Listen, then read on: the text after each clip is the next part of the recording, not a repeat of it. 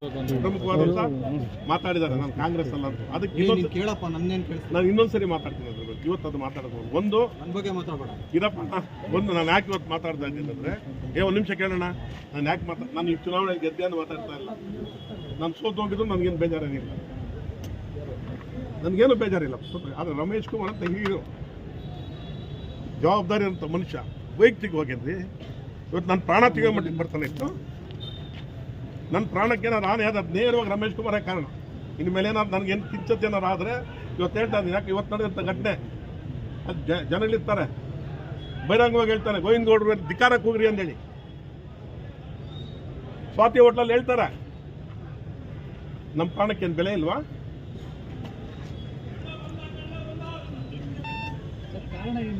ಯಾವ ವಿಚಾರ ನನಗೆ ಅದೆಲ್ಲ ನಾನು ಹೇಳ್ತಾ ಇಲ್ಲ ಸರ್. ನಾನು ಅವ್ರ ಬಗ್ಗೆ ಇವತ್ತು ಏನೇನು ನಡೆದಿದೆ, ಏನೇನು ಹೋಗಿದೆಯೋ ಅದನ್ನು ಸ್ಪಷ್ಟವಾಗಿ ನಿಮ್ಮ ಮುಂದೆ ಹೇಳ್ತಾ ಇರೋದು. ಅಲ್ಲ, ಕಳೆದ ವಿಧಾನಸಭೆ ಚುನಾವಣೆ ಅವ್ರು ಸೋಲೋದಕ್ಕೆ ನೀವೊಬ್ರು ಕಾರಣ ಕೇಳಿ ಸರ್. ನಾನು ಅವರಿಗೆ ನಾನು ಹೇಳ್ತಾ ಇದ್ದೀನಲ್ಲ, ನನ್ನ ಮನೆ ನನ್ನ ಸಾಯಿಬಾಬಾ ಭಕ್ತ. ನಾನು ಅವ್ರ ವಿರುದ್ಧ ಓಟ್ ಹಾಕಿದ್ರೆ, ನಾನು ಅವ್ರ ವಿರುದ್ಧ ಕೆಲಸ ಮಾಡಿದರೆ ನಾನು ಸರ್ವನಾಶ ಆಗ್ತೀನಿ. ಅವ್ರ ಪರವಾಗಿ ಚುನಾವಣೆ ಮಾಡಿ 100% ಮಾಡಿದ್ದೀನಿ. ಮತ್ತೆ ಯಾಕೆ ನಿಮ್ಮ ಮೇಲೆ ಅವ್ರಿಗೆ ನನಗೆ ಅದು ಗೊತ್ತಿಲ್ಲ. ನಾನು 100% ಅವ್ರ ಬಗ್ಗೆ ಚುನಾವಣೆ ಇಷ್ಟು ದಿವಸ ನಾನು ಮಾತಾಡಿಲ್ಲ ಸರ್, ಮಾತಾಡಿಲ್ಲ ನಾನು. ನಾನು ಹೇಳೋದು ಕೇಳಿ ಸರ್, ಅದೆಲ್ಲ ವೈಟ್ ನ್ಯಾಚುರಲ್ ಆಗಿರೋಂಥದ್ದು. ನಾನು ಅದ್ರ ಬಗ್ಗೆ ಏನೋ ಮಾತಾಡ್ಬೋದು. ನನಗೆ ಇವತ್ತು ಎರಡೇ ವಿಚಾರ. ಲೋಕಾಯುಕ್ತವ್ರು ನಮ್ಮ ಮನೆಗೆ ರೈಡ್ ಮಾಡ್ತಾರೆ, ನನಗೆ ಅದಕ್ಕೆ ಆಕ್ಷೇಪಣೆ ಇಲ್ಲ, ಮಾಡಲಿ. ಅಂಥ ಸಂದರ್ಭದಲ್ಲಿ ಗೌರವಾನ್ವಿತ ರಮೇಶ್ ಕುಮಾರ್ ಅತ್ಯಂತ ಈ ರಾಜ್ಯದ ಮೇಧಾವಿ ರಾಜಕಾರಣಿ ಒಬ್ಬ 10-12 ಸರಿ ಫೋನ್ ಮಾಡೋಂಥ ಅವಶ್ಯಕತೆ ಇದೆಯಾ? ನಮ್ಮ ಮನೆಯಲ್ಲೇ ಇದ್ದಾರೆ. RM ಗೋಲ್ಡನ್ ಸಿಟಿ ಚೆನ್ನಾಗಿ ಗೊತ್ತಿದೆ ಅವ್ರು, ಗೊತ್ತಿಲ್ಲದೆ ಏನಿಲ್ಲ. RM ಗೋಲ್ಡನ್ ಸಿಟಿ ಆ ಮನೆ ದಂಡ್ಯಾಗಿ ಬಂದಿದ್ದಾರೆ ಸರ್. ನಾನು 106 ಸರಿ ನಮ್ಮ ತಂದೆಗೆ ಎತ್ಕೊಂಡೋಗಿ ಊಟ ಎತ್ಕೊಂಡು ಕೊಟ್ಟಿದ್ದೀನಿ ಅವ್ರು. ಹೇಳಿ 106 ಸರಿ ನಮ್ಮ ಗೆಸ್ಟ್ ಹೌಸಲ್ಲಿ ಊಟ ಮಾಡಿದ್ದಾರೆ. ನಾನು ಯಾವತ್ತಿಲ್ಲ ಅಂತ ಹೇಳ್ತಾರೆ. ಅದೆಲ್ಲ ಪ್ರೀತಿ ಪಾತ್ರತೆ ಮಾಡೋಂಥದ್ದು. ಅದು ಅವ್ರಿಗೆ ಜ್ಞಾಪಕ ಬರಲ್ಲ. SN ಸಿಟಿ ಇರ್ತಾರೆ.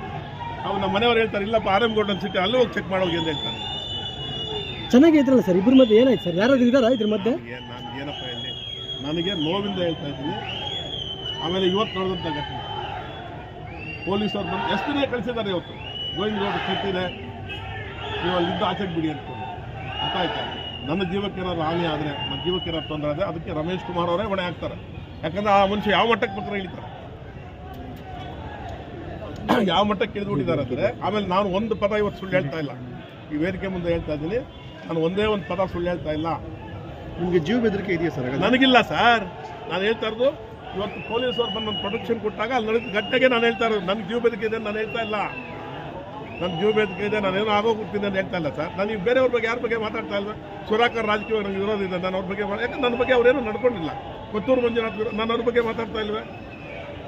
ಅವ್ರು ನಿಮ್ಮ ಬಗ್ಗೆ ಮಾಡ್ತಿದ್ದಾರೆ. ನಾನು ಹೇಳ್ತಾ ಇರೋದು ನನ್ನ ಬಗ್ಗೆ ಎಲ್ಲೆಲ್ಲಿ ಏನೇನು ಮಾತಾಡ್ತಾ ಇದ್ದಾರೆ ಅಂದ್ಕೊಂಡು ನಂಗೆ ಚೆನ್ನಾಗಿ ಅರ್ಥ ಆಗ್ತದೆ. ರಾಜಕೀಯವಾಗಿ ಮಾತಾಡೋದು ಬೇರೆ ಸರ್. ಈಗ ಈ DCC ಬ್ಯಾಂಕ್ ಚುನಾವಣೆಯಲ್ಲಿ ಗೋವಿಂದ ಗೌಡ ಒಬ್ಬರೇ ಟಾರ್ಗೆಟ್ ಆಗಿದ್ದು ಯಾಕೆ ಅಂತ ಸರ್. ಈಗ ನಾನು ಅದ್ರ ಬಗ್ಗೆ ಎಲ್ಲ ಮಾತಾಡೋಕ್ಕೆ ಹೋಗೋದಿಲ್ಲ. ಹೇಳಿ, ನನಗೆ ಅದು ಅವಶ್ಯಕತೆ ಇಲ್ಲ. ಏನು ಸರ್, ಬ್ಯಾಂಕಾಗಿ ನಡ್ಕೊಂಡು ಹೋಗ್ತದೆ. ನಾನು ಅದ್ರ ಬಗ್ಗೆ ಏನು ಅದು ವೈಯಕ್ತಿಕವಾಗಿ ನನ್ನನ್ನು ರಮೇಶ್ ಕುಮಾರ್ ಅವರು ಟಾರ್ಗೆಟ್ ಮಾಡಿದ್ದಾರೆ. ನಾನು ಅವ್ರ ತಂದೆ ಸ್ಥಾನದಲ್ಲಿ ನೋಡಿದ್ದೆ 10 ವರ್ಷ. ನನಗೆ 10 ವರ್ಷ ಪರಿಚಯ, 11 ವರ್ಷ. ನಾನೇನು ಮೋಸ ಮಾಡಿದ್ದೀನಿ ಅವರಿಗೆ. ಪೊಲೀಸರು ಇವತ್ತು ಬಂದು ನನಗೆ ರಕ್ಷಣೆ ಕೊಡ್ತಾರೆ ಅನ್ನೋ ಮಟ್ಟಕ್ಕೆ ಬಂದಾಗ ನನಗೇನಾದ್ರು ಅದಕ್ಕೆ ಅರ್ಥ ಇದು. ಅಲ್ಲಿ ಹೇಳ್ತಾರೆ, ಎಲ್ಲರ ಮುಂದೆ ಬಹಿರಂಗವಾಗಿ ಹೇಳ್ತಾರೆ. ಇಷ್ಟೇ. ನಾನು ಚುನಾವಣೆ ಸೋಲು ಗೆಲುವು ಬಗ್ಗೆ ನಾನು ಮಾತಾಡೋದೇ ಇಲ್ಲ. ನನಗೆ ಅವಶ್ಯಕತೆಯೂ ಇಲ್ಲ. ಈ ಸೋತೋನು ನನ್ನ ತಮ್ಮನೇ, ಸೋತಿದ್ದಾನೆ ಅವ್ನು ಸೋಲು ನನಗೂ ನೋವಿದೆ.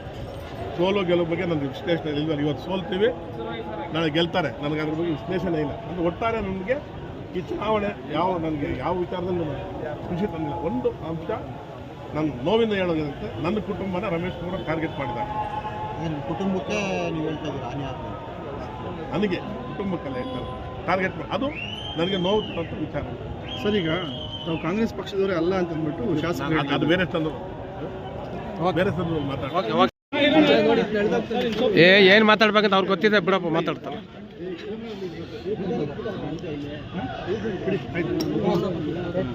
ಗೆದ್ದಿದ್ದೀವಿ ಸರ್, ಆಯಿತು. ಹೇಳಿ ಸರ್.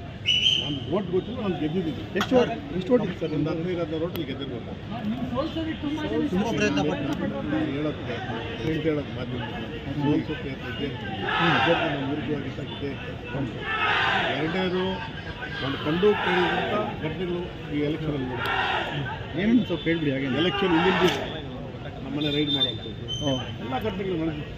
ಯಾವತ್ತೂ ವೈಯಕ್ತಿಕವಾಗಿ ರಾಜಕಾರಣದಲ್ಲಿ ಎಷ್ಟು ದ್ವೇಷ ಯಾಕಂದ್ರೆ ನಾವು ಯಾವತ್ತೂ ದ್ವೇಷ ನೋಡಿಲ್ಲ, ದೇಶದ ರಾಜಕಾರಣ ಮಾಡಿಲ್ಲ. ತುಂಬ ಯಾಕೆ ನೋವಿಲ್ಲ ನೋವಿಲ್ಲ ನನಗೆ. ಅಲ್ಲ ಕಣ್ಣೀರಾಗ್ತಾ ಇದ್ದೀರಾ? ಅವೆಲ್ಲ ನಂಗೆ ಬರೋದೇನಾದ್ದೀವಿ, ದೇಶದ ರಾಜಕಾರಣ ಮಾಡಿಲ್ಲ. ಒಂದೇ ಒಂದು ಈ ಜನರ ಜಿಲ್ಲೆಯ ಅತ್ಯಂತ ಮೇಧಾವಿ ರಾಜಕಾರಣಿ ರಮೇಶ್ ಕುಮಾರ್ ಲೋಕಾಯುಕ್ತವ್ರು ಬರ್ತಾರೆ, ರೈಡ್ ಮಾಡ್ತಾರೆ. ನಂದು ಅದಕ್ಕೆ ಮಾಡಲಿ, ಸಂತೋಷ. ಸರಿ ಒಂದು ನಿಮಿಷ ಸರ್, ಹೇಳಿ ಸರ್. ರೈಡ್ ಮಾಡಲಿ, ಸಂತೋಷ. ನಾನೇ ಅದಕ್ಕೆ ವಿರೋಧ ಇಲ್ಲ, ಯಾಕಂದ್ರೆ ಕಾನೂನು. ಯಾರಾದ್ರು ಆ ಇನ್ಸ್ಪೆಕ್ಟರ್ಗೆ 10-12 ಸರಿ ಫೋನ್ ಮಾಡ್ತಾರೆ. ನಾನಿಲ್ಲ, ನಮ್ಮ ಮನೆಯವರು ಇರ್ತಾರೆ ರೀ. 10-12 ಸರಿ ಫೋನ್ ಮಾಡ್ತಾರೆ. ರಮೇಶ್ ಕುಮಾರ ಮಾಡಿ ನಮ್ಮನ್ನು ಅರೆಸ್ಟ್ ಮಾಡಿ ಅಂತ ಹಂಗೆಲ್ಲ ಇನ್ನೇನು ಸಿಗ್ತದೆ ನೋಡಿ, ಇನ್ನೇನು ಸಿಗ್ತದೆ, ಇನ್ನೊಂದು ಸಿಗ್ತದೆ. SN ರೆಸಾರ್ಟ್ ಅವ್ರ ಮನೆ ಇದೆ, RM ಗೋಲ್ಡನ್ ಸಿಟಿ ಅನ್ನೋದು ಗೊತ್ತಿದೆ, SN ರೆಸಾರ್ಟ್ ಅಂತಾರೆ. ನಾನು ಹೇಳೋದಿಷ್ಟೇ, ರಮೇಶ್ ಕುಮಾರ್ಗೆ ಅತ್ಯಂತ ಹಿರಿಯ ರಾಜಕಾರಣಿ, ಅರ್ಥ ಆಯ್ತಾ? ಅಂಥವ್ರ ಕಡೆಯಿಂದ ಇಂಥದ್ದು ನಾನು ಎಕ್ಸ್ಪೆಕ್ಟ್ ಮಾಡಿರಲಿಲ್ಲ. ನಮ್ಮ ಮನೆಯವ್ರು ಹೇಳ್ತಾರೆ, ಪಕ್ಕದಲ್ಲಿ ಕೇಳಿ, ಯಾಕಂದ್ರೆ ನಮ್ಮ ಮನೆಯವ್ರು ಇವತ್ತು ಬೀದಿಗೆ ಬಂದು ಏನೋ ಕೋಲಾರ ನೋಡಿಲ್ಲ. ನಮ್ಮ ಮನೆಯವರು 10 ಸರಿ ಫೋನ್ ಮಾಡ್ತಾರೆ. ಯಾಕೆ ಸರ್ ನಿಮ್ಮ ಮೇಲೆ ಎಷ್ಟೊಂದು ಪ್ರೀತಿ? ನನಗೆ ಅದು ಗೊತ್ತಿಲ್ಲ. 10 ಸರಿ ಫೋನ್ ಮಾಡ್ತಾರೆ. ಇನ್ನೇನು ಸಿಗಲ್ವೇನ್ರಿ? 1 ಲಕ್ಷನೂ ಸಿಗುತ್ತೆ. ನಾವು ರೈತ, ನಮ್ಮನೇಲಿ ಹೇಳ್ತಾರೆ. ನಿಮಿಷ ನಾನು ಅದನ್ನ ಹೇಳಕ್ ಹೋಗಲ್ಲ. ನಾನು ಯಾವ್ದನ್ನ ಹೇಳಕ್ ಹೋಗಿ ಕಾರಣ ಯಾಕಂದ್ರೆ ನಾನು ಇನ್ಸ್ಪೆಕ್ಟರ್ಗೆ 10 ಸರಿ ಫೋನ್ ಬರ್ತದೆ. ಎಷ್ಟು ಸರಿ? 10 ಸರಿ ಬರ್ತಾರೆ. ಲೋಕಾಯುಕ್ತ ರೈಡಲ್ಲಿ ಇವ್ರಿಗೇನು ಕೆಲಸ? ಮಾಡಲಿ, ಸಂತೋಷ.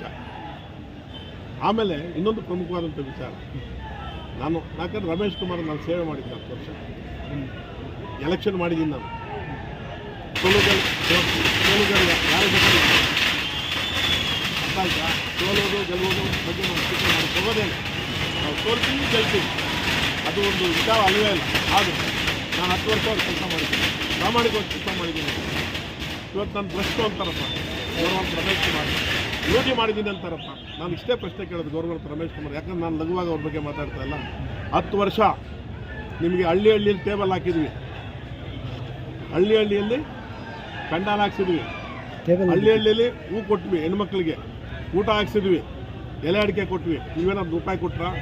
DCC ಬ್ಯಾಂಕಿಂದ ಫಲಾನುಭವಿಗಳು 1 ನಿಮಿಷ ಕೊಟ್ರಾ? ಕೊಡಲಿಲ್ಲ. ಅವತ್ತು ಯಾಕೆ ಕೇಳಲಿಲ್ಲ? ಗೋವಿಂದಗೌಡ ಎಲ್ಲಿ ಬರ್ತದೆ ದುಡ್ಡನ್ನು ಯಾಕೆ ಕೇಳಲಿಲ್ಲ? ನೀವು ದೊಡ್ಡವರು. ವಾರಕ್ಕೊಂದು ಕಾರ್ಯಕ್ರಮ, 3 ದಿವಸಕ್ಕೊಂದು ಕಾರ್ಯಕ್ರಮ ಮಾಡ್ತಾ ಇದ್ವಿ. ಒಂದೊಂದು ಕಾರ್ಯಕ್ರಮಕ್ಕೆ ಲಕ್ಷಾಂತರ ರೂಪಾಯಿ ಖರ್ಚಾಗ್ತಾ ಇತ್ತು. ಅವತ್ತು ಯಾಕೆ ಕೇಳಿಲ್ಲ ರಮೇಶ್ ಕುಮಾರ್ ಅವರು? ನಾನು ರಮೇಶ್ ಕುಮಾರ್ ಬಗ್ಗೆ ಲಘುವಾಗಿ ಒಂದು ಪದ ಮಾತಾಡ್ತಾ ಇಲ್ಲ, ಭಾಳ ಗೌರವವಾಗಿ ಮಾತಾಡ್ತಾ ಇದ್ದೀನಿ. ಅವತ್ತು ಯಾಕೆ ಕೇಳಿಲ್ಲ ರಮೇಶ್ ಕುಮಾರ್? ಯಾಕಂದ್ರೆ ವಯಸ್ಸಲ್ಲಿ ಹಿರಿಯರವರು, ವಯಸ್ಸಲ್ಲಿ ಹಿರಿಯರು ರಮೇಶ್ ಕುಮಾರ್ ಅವರು. ಅವತ್ತು ಯಾಕೆ ಕೇಳಿಲ್ಲ ನನ್ನ ಬಗ್ಗೆ? ಚುನಾವಣೆಗೆ ನನ್ನ ಯಾವ ಚುನಾವಣೆಗೆ ಎಷ್ಟೆಷ್ಟು ಬಳಸ್ಕೊಂಡಿದ್ದಾರೆ ನಮ್ಗೆ ಗೊತ್ತಿದೆ. ಇವತ್ತು ಅವರು ಸಾಯಿಬಾಬಾ ಭಕ್ತರು, ನಾನು ಭಕ್ತರೆ. ಬಂದು ದೇವಸ್ಥಾನದಲ್ಲಿ ಪ್ರಮಾಣ ಮಾಡಲಿ, ಗೋವಿಂದಗೌಡ ನಾನು ಯಾವುದೇ ಚುನಾವಣೆ ನಿನ್ನ ಕಡೆದು ಖರ್ಚು ಹಾಕ್ಸಿಲ್ಲ ಅಂತೇಳಿ. ಅವತ್ತು ನಾನು ಪ್ರಶ್ನೆ ಅಲ್ವಾ? ಇವತ್ತು ನನ್ನ ಪ್ರಶ್ನೆ. ಅವತ್ತು ನಾನು ಸತ್ಯ ಹರಿಶ್ಚಂದ್ರ ಇವ್ರ ಜೊತೆ ಇದ್ದಾಗ ಇವ್ರು ಸೋತೋದಕ್ಕೆ ನಾನು ಹೊಣೆನಾ? ಅಂದ್ರೆ ನಿಮ್ಮನ್ನು ಬೇಕಾದಾಗ ಉಪಯೋಗಿಸ್ಕೊಂಡ್ರು. ನಾನು ನೋಡ್ರಿ, ನಾನು ನನ್ನ ಬಾಯಿಂದ ಏನು ಪದ ಬರ್ತಾ ಇದೀವಿ ಇವತ್ತು ಅದನ್ನು ಸ್ಪಷ್ಟವಾಗಿ ಹೇಳ್ತಾ ಇದ್ದೀನಿ. ಅರ್ಥ ಆಯ್ತಾ? ಎಷ್ಟು ದಿವಸನೂ ಮುಡುಗಟ್ಕೊಂಡಿರೋಕ್ಕಾಗೋದಿಲ್ಲ. ಸರ್ ಇವಾಗ ಯಾಕೆ ಕಾಂಗ್ರೆಸ್ ನೋಡ್ರಿ, ನಾನು ವಿರೋಧ ಮಾಡೋರ ಬಗ್ಗೆ ಮಾತಾಡೋದಿಲ್ಲ. ಸರ್ ಲೋಕಾಯುಕ್ತನ ದುರ್ಬಳಕೆ ಮಾಡ್ಕೊಂಡ್ರೆ ಅನ್ಸ್ತಾ ಇಲ್ವಾ? ನಾನು ಸ್ಪಷ್ಟವಾಗಿ ಹೇಳ್ತಾ ಇದ್ದೀನಿ, ಲೋಕಾಯುಕ್ತನ ಗೌರವಾನ್ವಿತ ರಮೇಶ್ ಕುಮಾರ್ ಅತ್ಯಂತ ಹಿರಿಯ ರಾಜಕಾರಣಿ, ದುರ್ಬಳಕೆ ಮಾಡಿ ಅತ್ಯಂತ ಹಿರಿಯ ರಾಜಕಾರಣಿ, ಮೇಧಾವಿ ರಾಜಕಾರಣಿ. ಲೋಕಾಯುಕ್ತನ ದುರುಪಯೋಗ ಮಾಡ್ಕೊಂಡಿದ್ದಾರೆ. ಯಾಕಂದ್ರೆ ಅವತ್ತು ನಿನ್ನೆ ಅವ್ರ ಫೋನ್ ರೆಕಾರ್ಡು, ಯಾರು ಇನ್ಸ್ಪೆಕ್ಟರ್ ಬಂದಿದ್ರು ನಮ್ಮ ಮನೆಗೆ 10 ಸರಿ ಫೋನ್ ಮಾಡ್ತಾರೆ, 12 ಸರಿ ಚೆಕ್ ಮಾಡಿದ್ರೆ ಗೊತ್ತಾಗ್ತದೆ. ಲೋಕಾಯುಕ್ತಕ್ಕೆ ಒಬ್ಬ ರಾಜಕಾರಣಿ ಫೋನ್ ಮಾಡೋಂಥದ್ದು ಇದೆಯಾ? ಸರ್ ನಂಜೇಗೌಡ ಹೇಳ್ತಾರೆ ಲೋಕಾಯುಕ್ತ ಸರ್ಕಾರಿ ಏಜೆನ್ಸಿ, ಅದು ಆ ಥರ ಮಾಡ್ಕೊಳಕ್ಕಾಗುತ್ತಾ ಅಂತ. ಅಲ್ಲಪ್ಪ, ನಾನು ಹೇಳ್ತಾ ಇರೋದು ಮನೆಯಲ್ಲಿ ನಡೆದಿರೋ ಘಟನೆ. ತಮ್ಮ ವಿರುದ್ಧನೇ ಹೇಳಿದ್ರು ಅವರು. 1 ನಿಮಿಷ ನಂಜೇಗೌಡ, 1 ನಿಮಿಷ ಕೇಳಿ. ನಾನು ನಂಜೇಗೌಡರ ಬಗ್ಗೆನೂ ಮಾತಾಡ್ತಾ ಇಲ್ಲ, ಕೊತ್ತೂರು ಮಂಜುನಾಥ್ ಬಗ್ಗೆನೂ ಮಾತಾಡ್ತಾ ಇಲ್ಲ, ಸುಧಾಕರ್ ಬಗ್ಗೆನೂ ಮಾತಾಡ್ತಾ ಇಲ್ಲ. ನನಗೆ ಅವಶ್ಯಕತೆ ಇಲ್ಲ ಅವ್ರ ಬಗ್ಗೆ ಎಲ್ಲ ಮಾತಾಡೋದಕ್ಕೆ, ನನಗೆ ಅವಶ್ಯಕತೆ ಇಲ್ಲ. ಈಗ ಸುಧಾಕರ್ ಅವ್ರಿಗೆ ನಾನು ರಾಜಕೀಯವಾಗಿ ಏನು ಸಪೋರ್ಟ್ ಮಾಡಿಲ್ಲ, ನಾನೇನು ಅವ್ರು ಗೋಟ್ರಲ್ಲ. ನಂಜೇಗೌಡರಿಗೇನಲ್ಲ, ನಾನು ರಮೇಶ್ ಕುಮಾರ್ ಗೋಟ್ರು. ರಮೇಶ್ ಕುಮಾರ್ ಪ್ರಾಮಾಣಿಕವಾಗಿ ಕೆಲಸ ಮಾಡಿದ್ದೀನಿ. ಅರ್ಥ ಆಯ್ತಾ? ಆದ್ರೂ ಯಾಕೆ ಸರ್? ನಾನು ಅದನ್ನ ಅವ್ರನ್ನ ಕೇಳ್ಬೇಕು. ಅಲ್ಲ ಸರ್, ಒಂದ್ ನೀವು ನಿಮಿಷ ಹೇಳಿ ಕೇಳ್ರಿ, ಸರ್. ಪದ ಬಳಕೆ ಕಳೆದ ಒಂದ್ ನಿಮಿಷ ಕೇಳ್ರಿ, ಅಲ್ಲ ಸರ್, ಕಳೆದ ಒಂದ್ ನಿಮಿಷ ಇರಪ್ಪ, ಒಂದ್ ನಿಮಿಷ ಒಂದ್ ನಿಮಿಷ. ಪದ ಬಳಕೆ ಇದೆಯಲ್ಲ, ಪದ ಬಳಕೆ ಅವರು ತಾಯಿ ಹೊಟ್ಟೆಯಲ್ಲಿ ಹುಟ್ಟಿದ್ರು, ನಾನು ತಾಯಿ ಹೊಟ್ಟೆಯಲ್ಲಿ ಹುಟ್ಟಿದ್ರು. ಅವ್ರ ಪದ ಬಳಕೆ ಅವ್ರ ರೀತಿ ಲಘುವಾಗಿ ಮಾತಾಡ್ತಾರೆ ನನ್ನಂದ್ರೆ ನಮ್ಮ ತಾಯಿ ಬಗ್ಗೆ ನಮ್ಗೆ ನೋವು ಅನ್ಸುತ್ತೇಳಿ. ಎಲ್ಲಿ ಮಾತಾಡೋದು ಯಾವ ವೇದಿಕೆಯಲ್ಲಿ ಸರ್? ಎಲ್ಲ ನೋಡಪ್ಪ, ಎಲ್ಲೆಲ್ಲಿ ಯಾರ್ಯಾರು ನಾನು ಯಾವತ್ತೂ ಏನು ಮಾತಾಡಕ್ ಹೋಗೋದಿಲ್ಲ. ನಮ್ಮ ಹತ್ರ ಅಂತೂ ಮಾತಾಡಿಲ್ಲ, ನಮ್ಗಂತೂ ಮಾತಾಡಿಲ್ಲ. ನಾನು ನಿಮ್ಮಂತಲ್ಲ ಸರ್, ಎಲ್ಲೆಲ್ಲಿ ಯಾರು ಹೋದಾಗ ಮಾತಾಡ್ಬೇಕಾದ್ರೆ ಅವರು ಒಬ್ಬ ತಾಯಿ ಹೊಟ್ಟೆಯಲ್ಲಿ ಹುಟ್ಟಿರ್ತಾರಪ್ಪ, ನಾನು ಒಬ್ಬ ತಾಯಿ ಹೊಟ್ಟೆಯಲ್ಲಿ ಹುಟ್ಟಿದ್ದೀನಿಲ್ವ. ನಮ್ಮ ತಾಯಿ ಬಗ್ಗೆ ಲಘುವಾಗಿ ಮಾತಾಡಿದಾಗ ನಮ್ಗೆ ಎಷ್ಟು ನೋವು ಅನಿಸ್ತದೆ.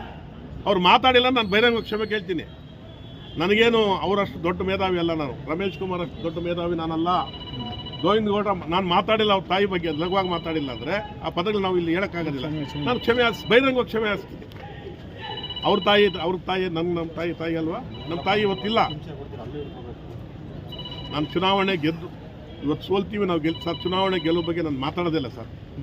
ಇವತ್ತು ನಾನು ನಂಜೇಗೌಡರ ಬಗ್ಗೆನೂ ಟೀಕೆ ಮಾಡೋಕ್ಕೆ ಹೋಗೋದಿಲ್ಲ, ಕೊತ್ತೂರು ಮಂಜುನಾಥ್ ಬಗ್ಗೆ ಟೀಕೆ ಮಾಡೋಕ್ಕೆ ಹೋಗಲ್ಲ, ಇವ್ರ ಬಗ್ಗೆನೂ ಟೀಕೆ ಮಾಡಿ, ಯಾರೋ ಸುಧಾಕರ್ ಬಗ್ಗೆ ನನಗೆ ಅವಶ್ಯಕತೆ ಇಲ್ಲ, ನನಗೆ ಅದ್ರ ಅವಶ್ಯಕತೆನೇ ಇಲ್ಲ ಸರ್. ನಾನು ಹೇಳೋದು ಕೇಳಿ ಸರ್, ಅಧ್ಯಕ್ಷರಾಗೋದು ಇನ್ನೊಂದು ಇಲ್ಲಿ ಸಬ್ಜೆಕ್ಟೇ ಅಲ್ಲ. ವೈಯಕ್ತಿಕವಾಗಿ ರಮೇಶ್ ಕುಮಾರ್ ಯಾವ ಮಟ್ಟಕ್ಕೆ ಟಾರ್ಗೆಟ್ ಮಾಡ್ತಾರೆ ಅಂದರೆ, ಇವತ್ತು ಪೊಲೀಸರು ನನ್ನ ಕಾವಲು ಬರ್ತಾರೆ, SP ಹೇಳ್ತಾರೆ ಗೋವಿಂದ ಗೌಡರು ಅವ್ರಿಗೆ ತಟ್ಟಿದೆ ರಮೇಶ್ ಕುಮಾರ್ ಕಡೆಯಿಂದ ಇವತ್ತು ಜನಗಳು ಬಿಟ್ಟು ಹೊಡಿಸ್ತಾರೆ ಅಂದ್ಬಿಟ್ಟು ಪೊಲೀಸರು ನನ್ನ ಕಾವಲಿದ್ದಾರೆ. ನಾನು ಹೇಳಿದೆ ನನ್ನನ್ನು ಯಾರೋ ಹೊಡಿಯೋರು ಅಂದ್ರೆ, ಇಲ್ಲ ಸರ್ ನಮ್ಗೆ ಇದು ಬಂದಿದೆ ಸರ್. ಸರ್ ನೀವು ಕಾಂಗ್ರೆಸ್ ಅಲ್ಲಿ ಇದ್ದೀರಾ, ಎಲ್ಲಿದ್ದೀರಿ? ನಾನು ನೋಡ್ರಿ ರಾಜಕಾರಣ ನಾನು ಮಾತಾಡ್ತಾ ಇಲ್ಲ ಸರ್.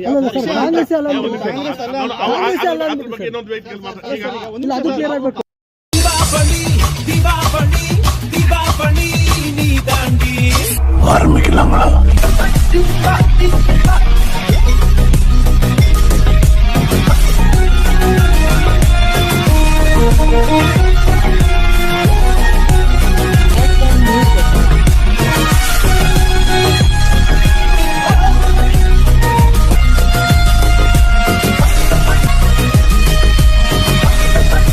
தரம் என்றும் நிரந்தரம், தரம் என்றும் நிரந்தரம், தரம் என்றும் நிரந்தரம். வாங்க.